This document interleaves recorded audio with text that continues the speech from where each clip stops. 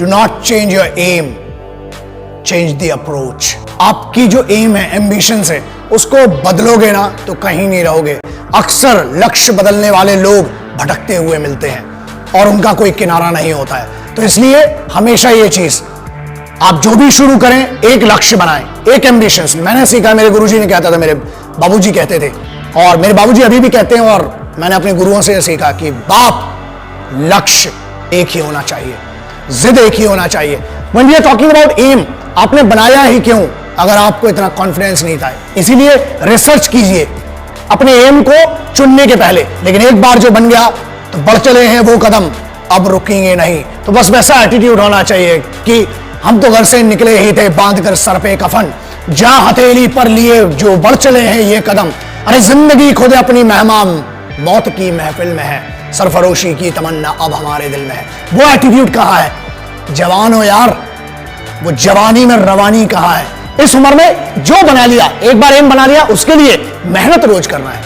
रोजाना आपको मेहनत करना जरूरी है और उसके लिए तैयारी तगड़ी होना चाहिए। और तैयारी के लिए पता तो हो किस चीज की तैयारी करना है। एक दिन बॉलर बनना है, दूसरे दिन बैट्समैन, तीसरे दिन साइंटिस्ट, चौथे दिन डॉक्टर। लल्ला कुछ नहीं बनोगे, कंफ्यूज बनोगे, जूते पड़ेंगे घर में भी और बाहर भी।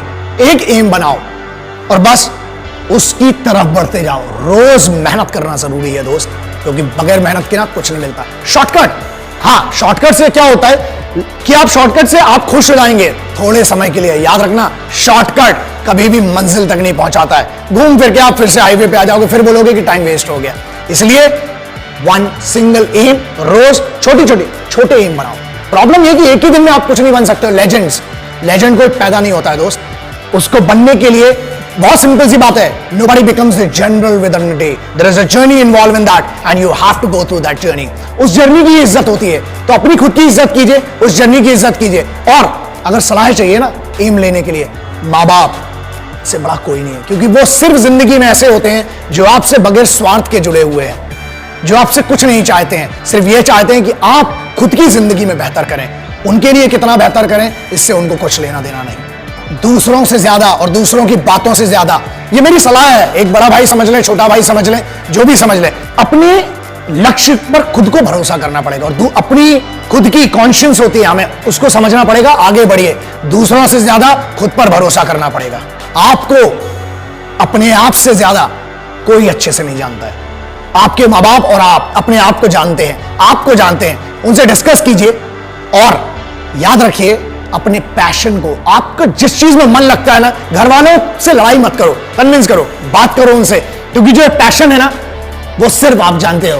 और अगर आप अपने घर वालों को कन्विंस नहीं कर पा रहे हो, आपके कन्विक्शन में कमी है, आप दुनिया को क्या कन्विंस करोगे फिर? इसलिए सब अगर एग्री होंगे, आप सेम पेज पर होंगे, आपको मदद चाहिए, इमोशनल सपोर्ट चाहिए अपने घर वालों का, और वो मिलेगा। बस अपने पैशन को अपनी जिंदगी में बदलो। मुझे पता है इस चीज को, क्योंकि मैंने जितने लेजेंड से मिला हूं, सब में दो चीजें कॉमन थी। पहला, उन्हें हमेशा से वही बनना था, आज वो जहां पर हैं उनने अपने रूट्स नहीं बदले। दूसरा, उन सब में एक चीज बहुत कॉमन थी, वो सभी बहुत डिसिप्लिन लोग थे और रोजाना वो अपनी छोटी छोटी मेहनत करते थे उस लक्ष्य की तरफ बढ़ने के लिए। इसलिए ट्रेनिंग करना बहुत जरूरी है। और स्टे फोकस कैसे रहेंगे? सिंपल है, आंख बंद करके ध्यान करने से कुछ नहीं होता। बाबा बन जाओगे तिलक लगा के। सॉरी, मैं किसी रिलीजन की बात नहीं कर रहा हूं, लेकिन पीर फकीर हो, बाबा बनने से कुछ नहीं होने वाला। या सिविलाइज्ड हो, यहां पर हो, आपके माँ बाप के साथ रहकर फोकस रहो ना। रोजाना आपको अपने आप के लिए 8 घंटे देना है, बस, इससे ज्यादा कुछ नहीं देना। सोचो, अपने आप को एनालिसिस करना पड़ेगा आपको, अपनी एनर्जी को चैनलाइज कीजिए, बस पैशन में लगाइए, फिर देखिए मजा क्या आता है। एक शिकायत बड़ी कॉमन सी है कि टाइम कम पड़ जाता है। दुनिया में जितने बड़े लोग हुए हैं ना, 24 घंटे ही थे सबके पास, 32 घंटे, 36 घंटे और 40 घंटे। 40 घंटे वाले आदमी से मैं तो मिला नहीं। तो ठीक है, आपको टाइम मैनेजमेंट करना पड़ेगा। ठीक है, आप जितने बजे उठते हैं वो आपकी इंडिविजुअल चॉइस है। आप रात को 2 बजे सोते हो, आप 2 बजे उठते हो, ठीक है, दैट इज बैड, बट ठीक है, कई लोगों की लाइफ स्टाइल ऐसी, उनकी मजबूरियां भी हैं जो नाइट शिफ्ट में काम करते हैं। आप जब भी उठें ट्रेनिंग करें। दूसरा, एक बहुत सिंपल सी चीज है, जब ट्रैफिक होता है ना तो हॉर्न बजाने से कुछ नहीं होने वाला, और ना आप उड़ के जा सकते हो। स्पाइडरमैन असल में नहीं होते दोस्त, और अगर उड़ के जाओगे तो चालान भी लगेगा, पिटाई भी पड़ेगी। तो ट्रैफिक को दोष मत दो, कोशिश ये करो कि पहले निकलो। वक्त से पहले जब आप निकलेंगे तो आप जगह पर पहुंच जाएंगे। टाइम मैनेजमेंट, हर चीज का टाइम डिसाइड करना पड़ेगा आपको। बस टाइम डिसाइड कीजिए, आगे बढ़िए और कंप्लेंट्स कम कीजिए। सिपाहियों को अपने लक्ष्य का पता होता है। Being a simple son of this motherland, I have the responsibility to speak about our soldiers, जो सबसे ज्यादा मेहनत करते हैं। बहुत सिंपल है ना, एक टास्क दिया जाता है, चाहे वो बंकर बनाना हो, चाहे वो राशन लाना हो, चाहे घर बनाना हो, चाहे अपनी एक रेजिमेंट को मूव करना हो, चाहे जंग लड़ना हो। याद रखिए, वो कभी शिकायत नहीं करते हैं, बस वो काम करते हैं, मेहनत करते हैं, क्योंकि उनका लक्ष्य क्लियर है कि हमें ये करना है। छोटे छोटे लक्ष्य बनाइए और उन छोटे छोटे लक्ष्यों के लिए रोजाना छोटी छोटी मेहनत कीजिए। एम को सीधा रखिए और बेइज्जती होना बहुत जरूरी है। मैं हमेशा कहता हूं, जब बेइज्जती होती है ना, तो अंदर एक आग जग जाती है और उस आग की दम पे ही आप करते हो।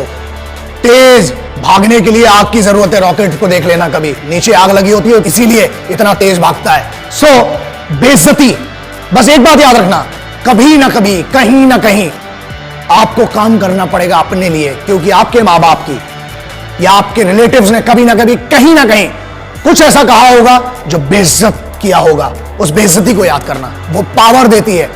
हमें एक फियर होना चाहिए, वो डर होना चाहिए हमें कि यार अगर मैं कुछ नहीं कर पाया तो मेरी फैमिली के लिए मैं रिस्पॉन्सिबल हूं। अपने परिवार के लिए उस बेइज्जती को सहन करो और उन सभी लोगों को जिनने आप पर शक किया है, आपकी ईमानदारी पर शक किया है, आपके पेरेंट्स की परवरिश पर शक किया है, उनको साबित करो कि वो गलत थे और आपकी परवरिश बहुत अच्छी थी। उतार चढ़ाव जिंदगी में आना जरूरी है। हमारे यहां कहीं पढ़ा था कि हार्ट बीट जो है ना, वो भी ऐसी चलती है, तो डरो मत उससे, धीरे धीरे हमें चलना है। मैंने एक ट्रक के पीछे बहुत सालों पहले पढ़ा था कि धीरे धीरे चलेंगे तो बार बार मिलेंगे, और अगर बहुत तेज चलेंगे तो हरिद्वार मिलेंगे। तो याद रखना, हमें धीरे धीरे चलना है। और पहले मंडे आता है, फिर ट्यूसडे आता है, फिर दिन चलते हैं, डायरेक्ट संडे नहीं आता है। हल्की हवा चलती है, उससे नींद आ जाती है पंखे की हवा में, ठीक है, लेकिन बहुत तेज हवा चलती है ना, तो तूफान में घर भी उड़ा ले जाती है। इसलिए छोटी छोटी मेहनत करेंगे, छोटे छोटे एम बनाएंगे। जब कंफ्यूजन हो, पेरेंट्स के पास जाओ। अरे हर दुनिया के हर शास्त्र में लिखा है, इवन कुरान शरीफ में मेरे एक यार ने बताया था मुझे कि एक फर्जंद की औकात अपनी वालिदा के सामने, वालिदा के सामने एक घायल परिंदे की होती है। पैरों में जन्नत बताई गई है। हर धर्म कहता है कि अपने माँ बाप के पास जाके सरेंडर कर दो, कोई भी प्रॉब्लम हो। मैं अगर आज आपके सामने खड़ा हूं ना, तो ये मेरे बाबूजी हैं, ये मेरी माँ है, सिर्फ उनके कारण ही खड़ा हूं। और उनकी वो परवरिश है, उनकी वो छोटी छोटी चीजें हैं, वो याद रखता हूं, कोशिश करता हूं कि मेरे उस एक्सपीरियंस से शायद आपका भला हो पाए।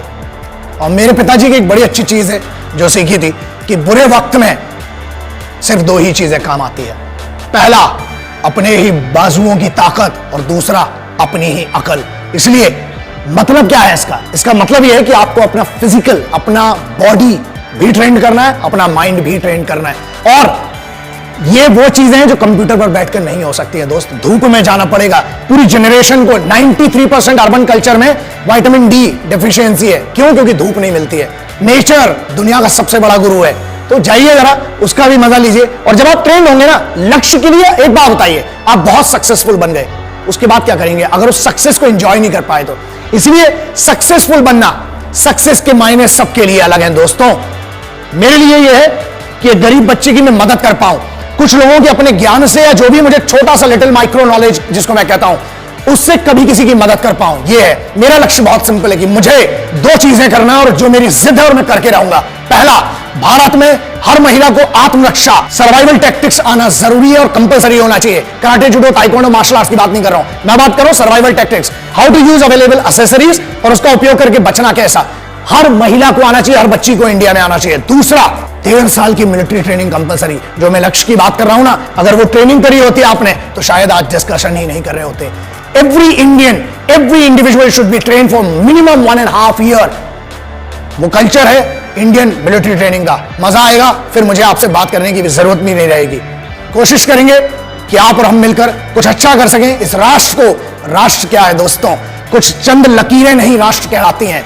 देश वो है जिसके लिए सिपाही रोज अपना घर बार छोड़ के लड़ रहा है आपके लिए। आपको तो सिर्फ मेहनत करना है सिविल की दुनिया में, लक्ष्य बना के आगे बढ़ना है। देश के लिए मदद कीजिए, ये मैं आपसे बहुत एक भाई के तौर पर रिक्वेस्ट कर रहा हूं। अपने काम को बेस्ट कीजिए, देश को तरक्की करेगा। जय हिंद, वंदे मातरम, इंकलाब जिंदाबाद, भारत माता की जय।